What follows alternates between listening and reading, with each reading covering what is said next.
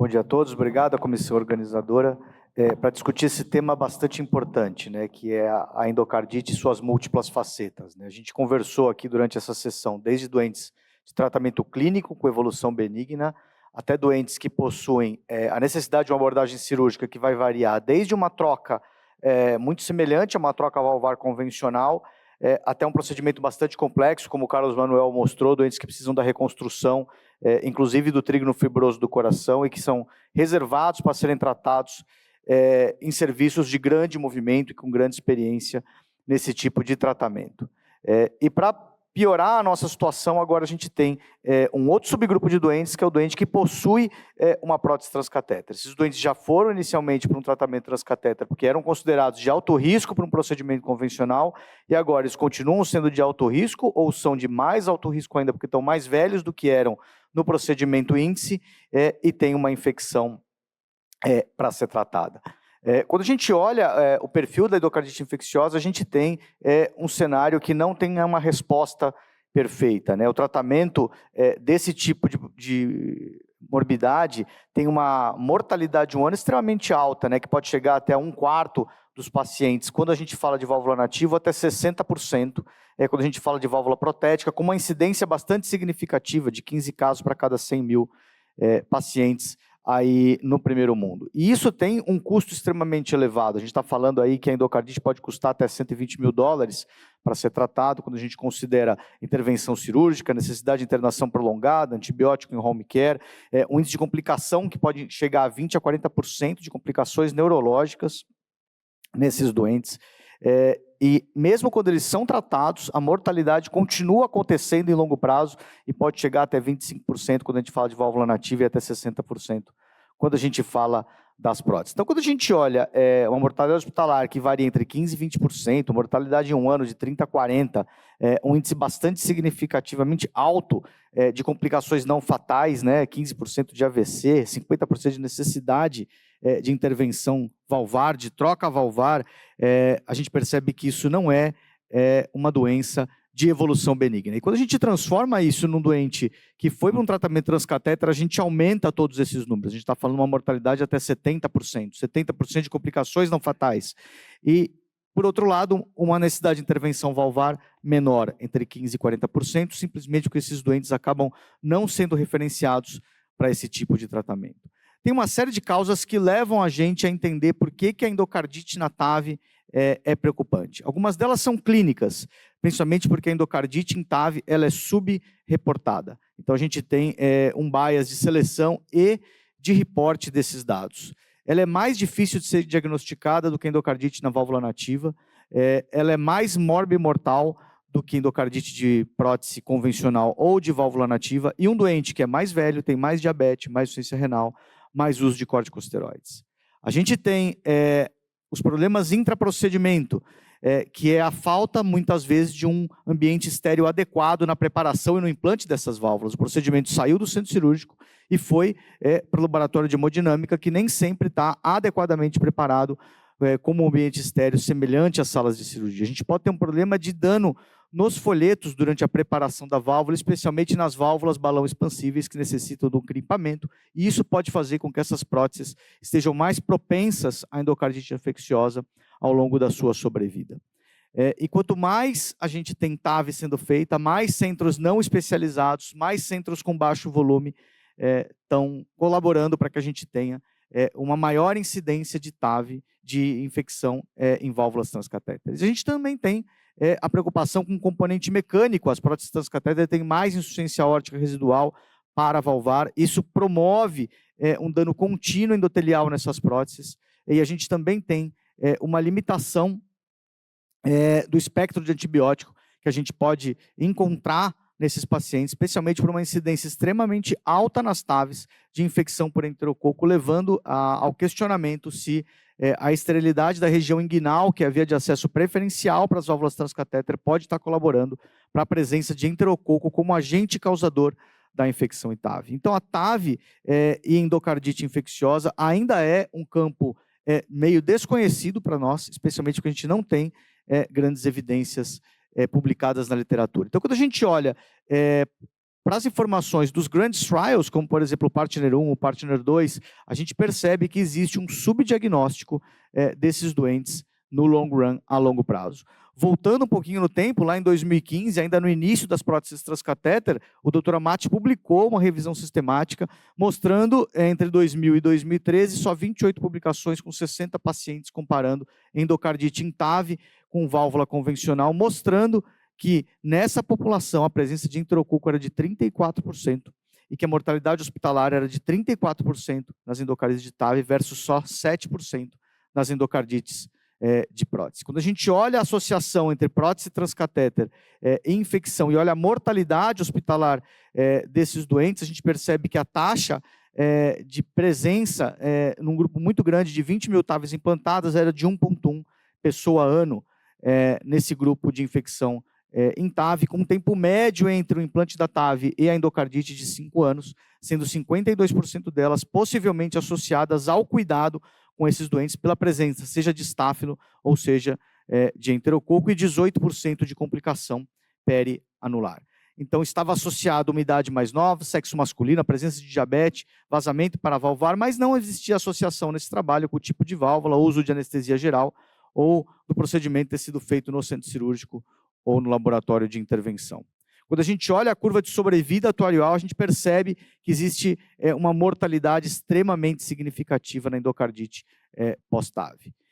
E que 81% desses doentes deveriam ir para a cirurgia, mas a cirurgia só é realizada em 14,8% desses doentes, especialmente porque eles já eram doentes graves no procedimento índice, agora eles são mais graves e, portanto, muitas vezes com cirurgia contraindicada. E apesar disso, a mortalidade intra-hospitalar é de 36%, uma mortalidade em 2 anos de quase 70%, ou seja, 7 em cada 10 pacientes vão morrer se tiverem uma TAV e evoluírem com uma infecção relacionada a esse dispositivo. O volume de TAV vem crescendo exponencialmente ano após ano, então a gente espera que esse cenário de endocardite com TAV seja cada vez mais frequente, o que vai fazer com que a gente aprenda a lidar com esse tipo de doente. Então, quando a gente olha o que vem acontecendo com esses doentes, a gente percebe que o número de procedimentos por ano vem crescendo e a gente está tratando doentes de mais baixo risco, mais jovens e, portanto, que vão estar sujeitos durante mais tempo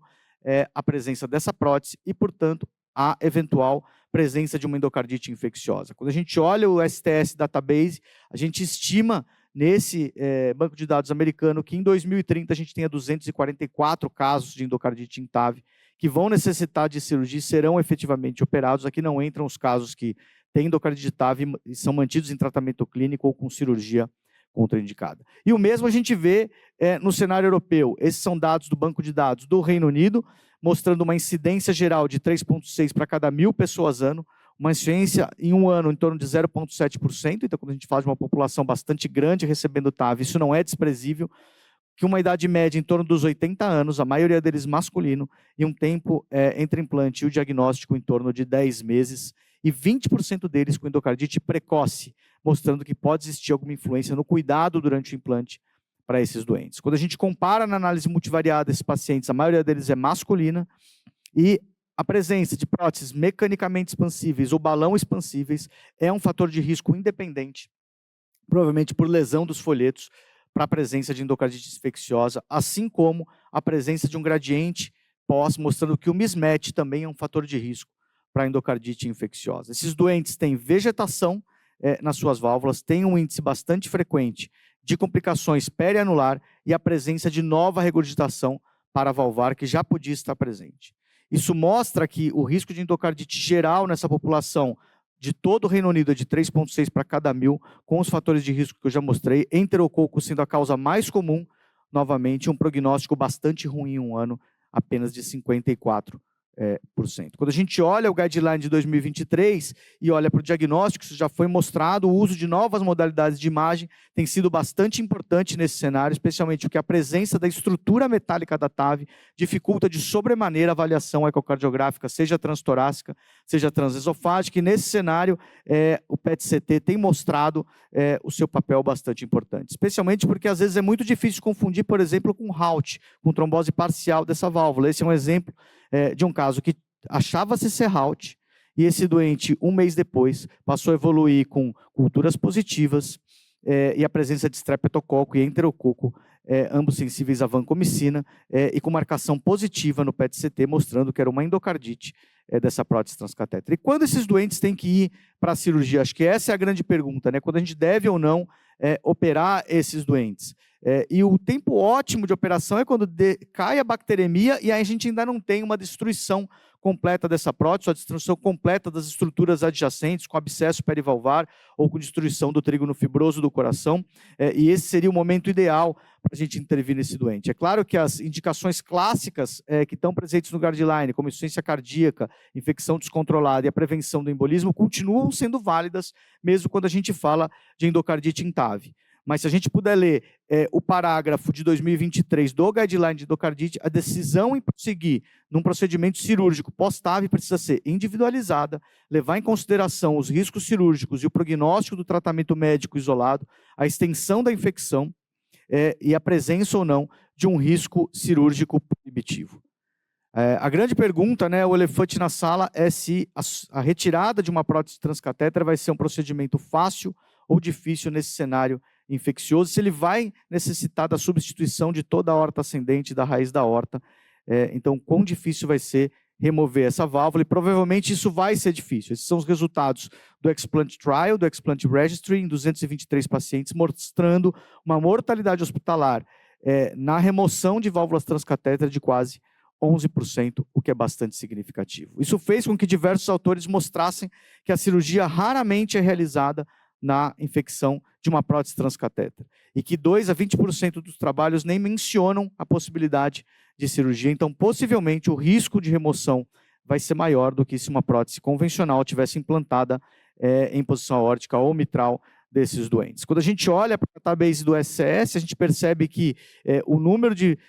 tratamento cirúrgico de infecção por endocardite em válvula transcatéter vem aumentando ao longo dos anos, e de tratamento cirúrgico em prótese convencional vem diminuindo, e a proporção vem sendo cada vez maior, hoje já quase de 16, 17%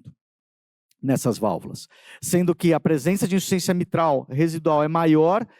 na prótese convencional, e de abscesso de anel também é maior na endocardite da prótese convencional, mas aqui existe um bias de volume, um bias de seleção, porque muitos desses doentes com endocardite TAV nem chegam a ser considerados para a cirurgia. A mortalidade operatória é maior na TAV, especialmente quando a gente ajusta essa mortalidade para o STS, os doentes ficam mais tempo na UTI e são mais readmitidos. Porém, quando a gente faz uma análise independente de risco, a gente percebe que a presença de uma TAV previamente tem um odds ratio de 0,99, então em que pacientes selecionados ela pode ser semelhante, diferente do que alguns autores acham. A pergunta é se existe alguma alternativa ao tratamento cirúrgico convencional, e se a gente pode oferecer algo mais moderno para esses doentes no intuito de evitar a cirurgia, ou pelo menos a cirurgia na fase aguda. Algumas ideias têm acontecido, como por exemplo a possibilidade de tratar a endocardite infecciosa com uma prótese transcatéter eluída em droga, diluída em antibiótico, e isso poderia esfriar o processo. Então essas próteses estão com antibiótico incorporado na sua saia e no seu frame metálico. Ele é um frame de nitinol que fica fazendo força contra o folheto nativo